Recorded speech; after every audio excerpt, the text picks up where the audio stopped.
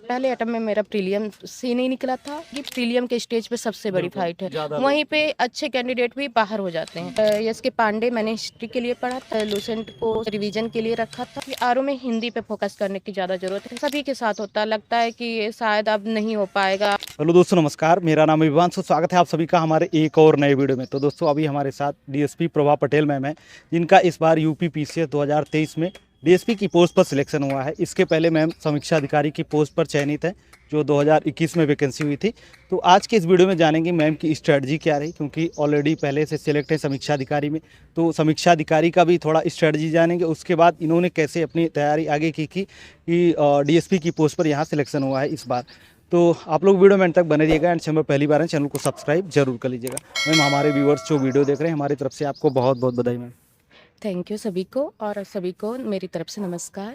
Ma'am, हम जानना चाहेंगे आपका एजुकेशनल बैकग्राउंड क्या रहा, मतलब हिंदी मीडियम से आपकी पढ़ाई रही या फिर इंग्लिश मीडियम से? नहीं, मेरा यूपी बोर्ड से ही इंटरमीडिएट तक मैंने पढ़ाई गांव से ही की है, और मैं संत कबीर नगर से हूँ। तो मैंने संत कबीर नगर से ही इंटरमीडिएट तक की पढ़ाई की है। उसके बाद मैं इलाहाबाद यूनिवर्सिटी से मैंने बीएससी मैथमेटिक्स से किया है, और एलएलबी उसके बाद किया है, और यहाँ इग्नू से राशि टंडन से मैंने एमए किया है हिस्ट्री में। अच्छा, जब इलाहाबाद आई आप अपना ग्रेजुएशन कर रही थी, उसके साथ ही अपनी तैयारी स्टार्ट कर दी थी या ग्रेजुएशन कंप्लीट होने के बाद नहीं, फिर तैयारी की आपने? मैंने ग्रेजुएशन कंप्लीट होने के बाद फिर 1-2 साल मैंने सोचा कि क्या करना चाहिए, क्योंकि मुझे ये भी था कि अभी एज मेरी हुई नहीं थी ग्रेजुएशन के बाद एग्ज़ाम देने की। तो मैंने 2 साल का उसमें कि एमए कर लेते हैं, कि जो अच्छा रहेगा। ये था माइंड में कि अब मुझे सिविल सर्विसेज की ही प्रिपरेशन करनी है। ग्रेजुएशन के बाद से माइंड में था, लेकिन प्रिपरेशन मैंने 2019 के अराउंड मैंने स्टार्ट किया। 2021 में आपका समीक्षा अधिकारी के पोस्ट पर सिलेक्शन हुआ था, तो कैसी रणनीति आपकी रही थी? उसके बाद क्या बदलाव आपने किया कि फिर यहाँ पर भी सिलेक्शन हो गया? 2019 से मैंने स्टार्टिंग किया। फिर मैंने पहले ज़्यादातर लोगों से जानना चाहा कि क्या स्ट्रेटजी अपनाई जाए। बेसिक बुक जैसे लक्ष्मीकांता हो गया पॉलिटी के लिए, यस के पांडे मैंने हिस्ट्री के लिए पढ़ा था, और किरण पब्लिकेशन की एक हिस्ट्री की बुक आती है, मैंने उसको भी पढ़ा था हिस्ट्री के लिए। स्टार्टिंग मैंने बुक्स पढ़ा था, और ऐसे ही लूसेंट को भी मैंने साथ में लूसेंट पढ़ाई की थी। लूसेंट को रिवीजन के लिए रखा था, और ज्योग्राफी के लिए मैंने बहस वर्णवाल की बुक पढ़ी थी। और उसके बाद घटना चक्र के जितने भी पूर्वावलोकन की सीरीज आती है उसको मैंने पढ़ा था। इकोनॉमिक्स का मैंने थोड़ा अवॉइड किया था, क्योंकि इकोनॉमिक्स में करंट रिलेटेड क्वेश्चन ज़्यादा आते हैं। तो मैंने उसको करंट से जोड़ के जो भी न्यूज आती थी उसको, और लूसेंट से थोड़ा पढ़ा था, और उनके मुरनाल सर के वीडियोज देखे थे। अच्छा, उसके बाद जाना चाहें, जैसे आप बता रही करंट अफेयर के लिए, तो करंट अफेयर मतलब मैगजीन वगैरह पढ़ती थी या फिर यूट्यूब पे कोई वीडियोज वगैरह देखती थी? यूट्यूब पे तो मैंने बहुत ज़्यादा नहीं देखा है। कभी कभी 10-15 मिनट के देते हैं कुछ करंट अफेयर, कोई कोई चैनल्स देते हैं, तो उनका देख लिया कभी तो कभी, लेकिन रेगुलर नहीं हो पाता था मुझसे। तो मैंने मंथली क्रॉनिकल हिंदी वाली, मैं हिंदी मीडियम से ही मैंने दी है एग्ज़ाम, तो हिंदी में आता था समसमाय की क्रॉनिकल मंथली, तो मैंने उसको पढ़ा था मंथली। और साथ में घटना चक्र निकालता था एग्जाम के 10-15 दिन पहले ही। घटना सार और घटना चक्र दोनों को मिला करके मैंने पढ़ा है करंट अफेयर, क्योंकि क्वेश्चन आजकल थोड़ा टफ आने लगे हैं करंट अफेयर के, और घटना चक्र आई दृष्टि से सारे क्वेश्चन कवर नहीं हो पाते थे, तो मैंने घटना सार को भी साथ में। और समसमाय की क्रॉनिकल पढ़ने से एक होता था कि कुछ मंथली न्यूज से अपडेट रहते थे, तो ज़्यादा टाइम नहीं लगता था रिवीजन करने में। अच्छा, यही समीक्षा अधिकारी की हम बात ही कर रहे हैं, तो इसमें हिंदी का भी पार्ट होता है। तो हिंदी के लिए मतलब आपने उस समय कैसे तैयारी की थी, कोई बुक्स वगैरह? मैंने हिंदी के लिए वासुदेवानंदन और हरदेव बाहरी की बुक पढ़ी थी, और साथ में PYQ सॉल्व किया था। PYQ से क्वेश्चन काफ़ी ज़्यादा आते हैं, और अगर न्यू आते हैं तो हरदेव बाहरी और वासुदेवानंदन अगर दोनों बुक्स देखा कवर कर लिया जाए तो क्वेश्चन उसमें से आ जाते हैं। तो मैंने उसी से किया था उस टाइम। अच्छा, एक चीज़ मैम हम जानना चाहें, जैसे अभी इस बार देखा जाए समीक्षा अधिकारी का जो पेपर था वो अभी टाइम मिल गया है, काफ़ी 5 से 6 हाँ, महीने का अभी टाइम हो गया है। अभी डेट बढ़ गई है और अभी डेट ही नहीं आई है न्यू। हाँ, तो अगर 5 से लेकिन 6 महीने का जो टाइम है, अगर इसमें छात्र मेंस की तैयारी करना चाहें, चाहे हिंदी का, मान लीजिए जीएस का पोर्शन तो सेम ही रहता है, तो हिंदी की तैयारी के लिए क्या बुक्स वगैरह पढ़ें, या क्या मतलब यूट्यूब पे कोई वीडियोज़ वगैरह उनको मिल जाएगी कि वहाँ से देखकर पत्र लेखन या निबंध जो भी चीज़ें हो तैयार करें? उनकी यश कुमार सर की तर्कस नाम से चैनल है यूट्यूब पे, उनसे पत्र लेखन और ऐसे राइटिंग का आइडिया ले सकते हैं। काफ़ी अच्छा सर बताते हैं, तो उनका देख सकते हैं। और उनकी बुक भी आती है इसके सर की मार्केट में पत्र लेखन के लिए और ऐसे के लिए, पत्र लेखन के लिए तो आप उसको ज़रूर देखें। और टाइम तो है, टाइम मिल गया तो मेंस का सिलेबस और समीक्षा अधिकारी के प्रीलिम्स का सिलेबस, मेंस का सिलेबस बहुत ज़्यादा हद तक मतलब सेम रहता है, क्योंकि ऑब्जेक्टिव उसमें भी हिंदी पूछी जाएगी और ऑब्जेक्टिव जो जी के। जीके के क्वेश्चन है आपके उसमें भी रहेंगे। तो आप अगर प्रीलिम्स पे फोकस कर रहे हैं तो मेंस का एक कहीं ना कहीं मेंस का भी साथ में, बस उसमें कुछ एडमिनिस्ट्रेटिव वर्ड एक्स्ट्रा हो जाते हैं आपके, ऐसे राइट आंसर ऐसे हो जाता है और लेटर, यही 3-4 पोर्शन आपके उसमें मेंस में ज़्यादा है। तो आप अगर चाहें तो आप उसको अभी से कर सकते हैं, साथ में कोई ज़्यादा प्रॉब्लम नहीं है। ऐसे राइटिंग के लिए आप हर वीक एक ऐसे लिख सकते हैं तो हो जाएगा। पत्र लेखन 5 या 6 पत्र हैं, उसको आप अभी से देख लें, प्रिपेयर कर लें। अच्छा, जब आप तैयारी कर रही थी तो मतलब सेम तैयारी आपने इसके पीसीएस के लिए रखी थी, मैंने या पीसीएस फिर मतलब कुछ आपने एक्स्ट्रा बदलाव किया था कि समीक्षा अधिकारी के अलावा यहाँ पीसीएस के लिए कुछ अलग आपने पढ़ा था? नहीं, पीसीएस का ही प्रिपरेशन मैं मेनली कर रही थी, तो साथ में उस टाइम आरओ की वैकेंसी आई तो मैंने साथ में डाल डाल दिया था एग्ज़ाम का फॉर्म। और प्रीलिम्स निकल गए आरओ के, तो फिर उसका मेंस का सिलेबस कुछ ज़्यादा था नहीं, और उस टाइम प्रीलिम्स के मेरे मेंस थे, पीसीएस के मेरे मेंस थे 2021 वाले। तो उसके बाद इसका मेंस के लिए आपको बस वही ऑब्जेक्टिव वाला पोर्शन प्रिपेयर करना था। आंसर राइटिंग ऐसे मैंने ऑलरेडी कर लिया था, हो गया यूपी था। पीसीएस के लिए आपका कौन सा अटेम्प्ट था, कितना अटेम्प्ट आपको लग गए डीएसपी बनने में? मेरा ये चौथा अटेम्प्ट था। और पहले अटेम्प्ट में मेरा प्रीलियम से नहीं निकला था। दूसरा मैंने मेंस दिया था, लेकिन मेरे सिलेबस कंप्लीट नहीं थे मेंस के, तो इसलिए बहुत अच्छे मार्क्स मुझे मार्क्स जो जितना मैंने दिया था उस अकॉर्डिंग तो अच्छे ही मिले थे, लेकिन सिलेबस कंप्लीट ना होने से क्वेश्चन काफ़ी ज़्यादा छूट जा रहे थे।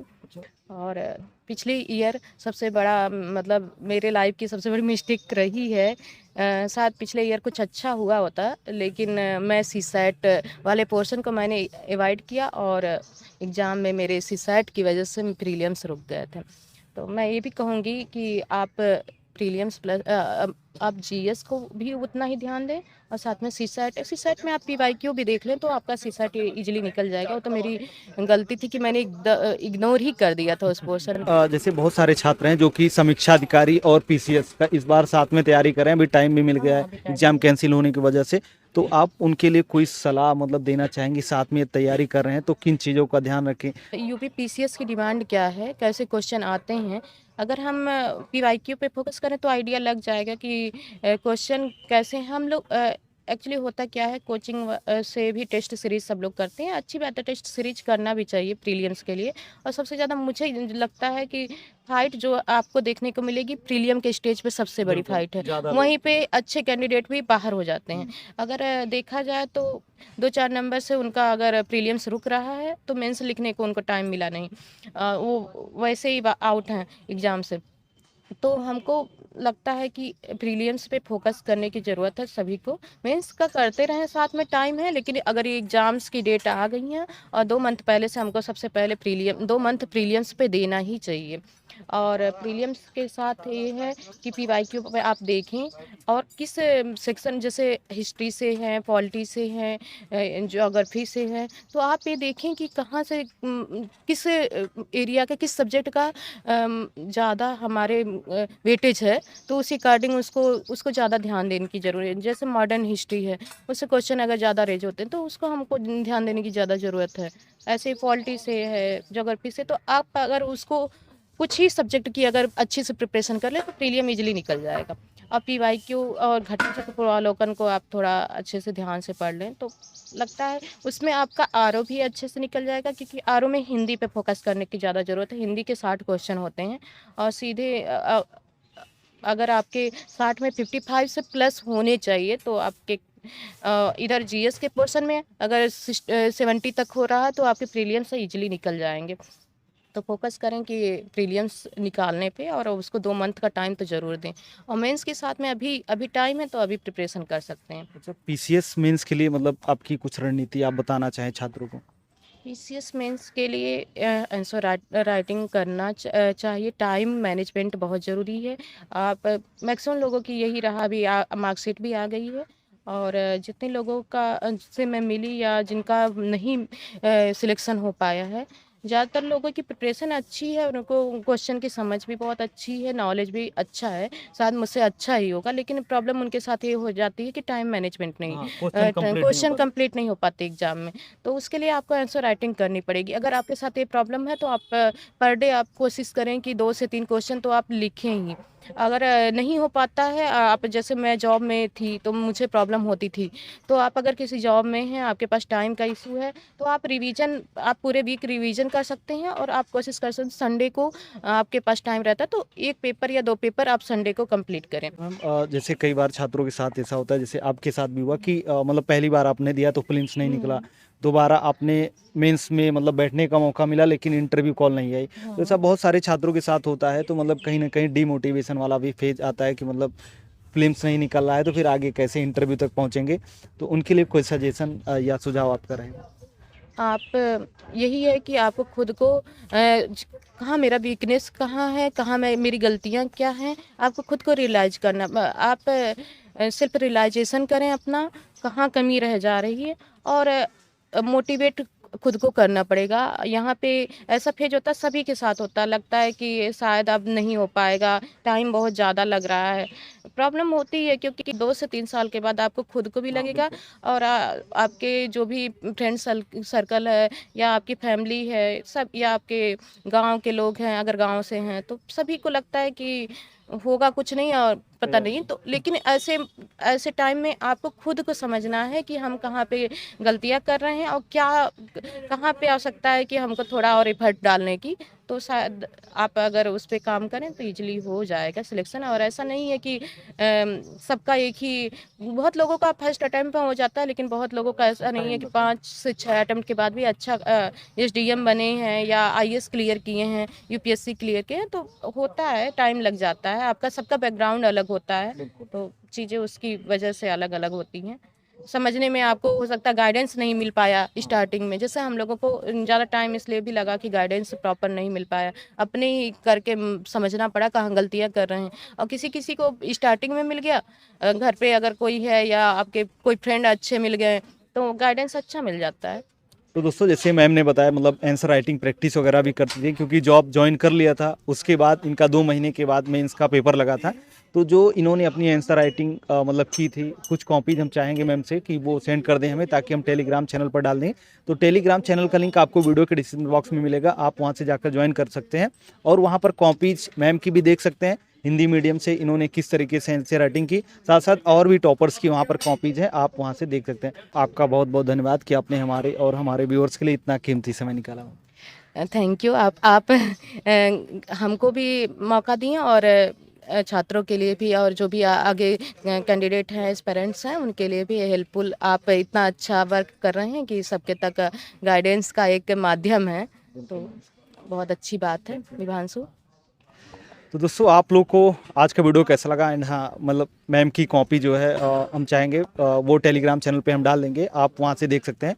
और आज का वीडियो कैसा लगा आप लोग एक बार कमेंट करके जरूर बताना। यदि आप लोग का कोई सजेशन या सुझाव होता है तो भी आप हमारे कमेंट बॉक्स में कमेंट करके बता सकते हैं। तो चलिए फिर मिलते हैं अपनी किसी नेक्स्ट वीडियो में, तब तक के लिए जय हिंद, वंदे मातरम।